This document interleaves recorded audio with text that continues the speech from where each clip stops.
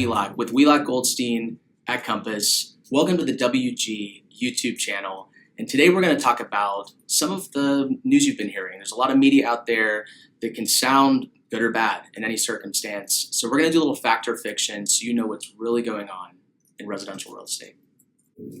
Okay, fact or fiction. Supply is up over 50% in this market, and that signals an explosion of inventory.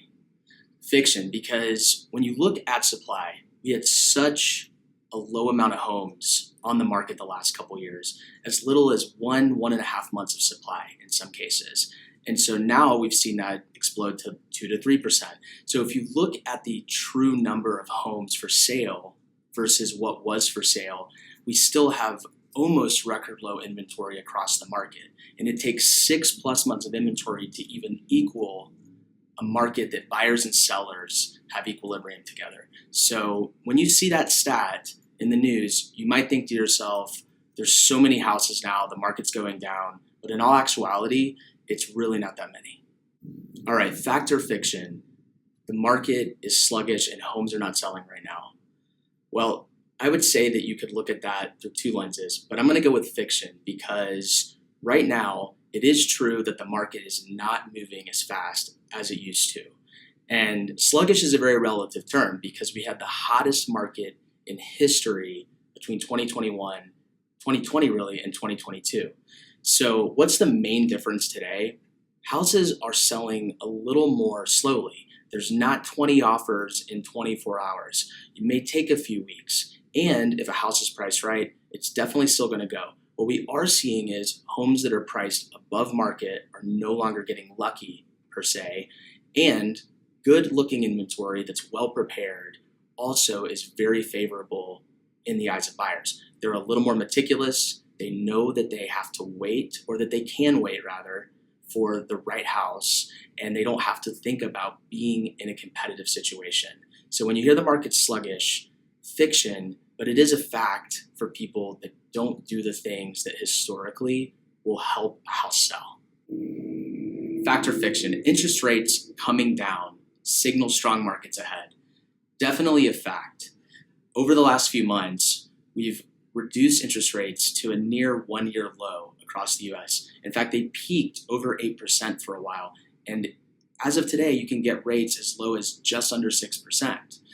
Markets are historically guided by price and rates and their relationship to each other.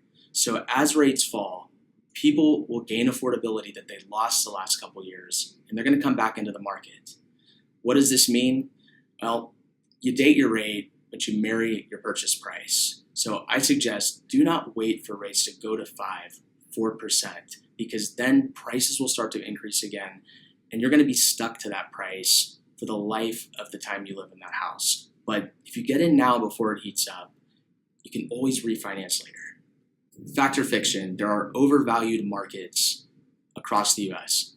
Definitely a fact. And the news is gonna again mention that to you. But keep in mind that every market is different, and there are certain markets, especially the Sun Belt, which includes places like Atlanta, Dallas, Nashville, that remain very strong. Atlanta, it's hard to say that we're overvalued because we continue to see very low inventory. We're moving homes that are priced right. And when you want to talk to an agent, make sure they truly understand not only what's going on in Atlanta, but the various price point, the type of home you're looking at, the condition. All of that can play a factor into whether it's quote unquote an overvalued market.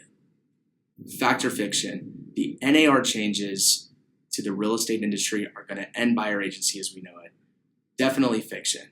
You've been seeing a ton in the news, I'm sure, across every publication about the industry compensation model and representation of people, buyers and sellers, has changed. The fact of the matter is, yes, we are going to see adjustments to the way that we do business with buyers and sellers. However, buyer agency was created decades ago to protect people because you're buying one of the largest assets that you could possibly have in your life. Because of that, think of buyer agency as something that's designed just like an attorney when you go to court. You don't want to go on your own. It's going to help you navigate a very challenging and complex process. And we're going to educate you in the coming months about the conversations you should be having with your agent up front to get the proper representation.